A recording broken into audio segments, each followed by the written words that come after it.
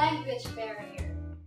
Though there are already plenty of ways to communicate with foreign people without knowing other languages fluently, like Google Translate and other smartphone apps, most parts of the world speak in English, or at least understand it. So it's still best to learn a few basic words, phrases, sentences, or questions in English before going overseas.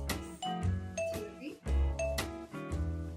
So in today's lesson, I will be teaching you how to ask for directions, since it's mostly the first thing we do when we arrive to a different country or when we're just trying to find a place around the area. Of course, it's a must to start the conversation with a greeting. So we could say hello, or hello, good morning, hello, good afternoon, depending on the time of the day.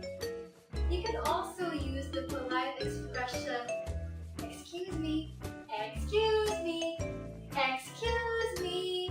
No, don't do it that way. It's annoying. You might not get an answer. But you can always smile. You will surely receive a nice response when you do that.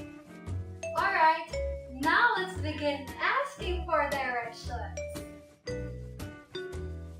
Hello, good evening. Can you tell me how to get to the nearest restaurant from here? Good morning. May I ask you how to get to this museum? Hi, excuse me. Would you please tell me how to get to the bus station? Excuse me. What's the easiest way to get to this hotel? Hello. May I ask for your help? I need to go to the supermarket.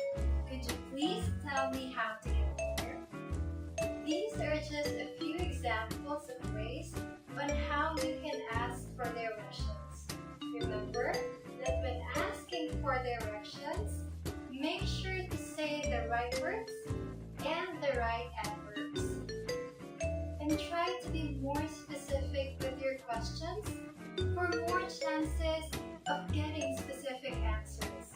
Also, don't forget to finish the conversation with a thank you.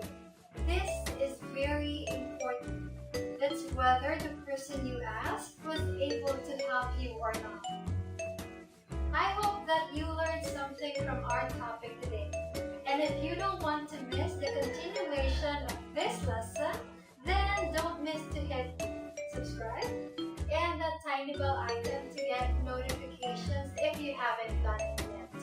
You can also send me some encouragement by pressing like. So see you in the next video, and let's continue learning English together.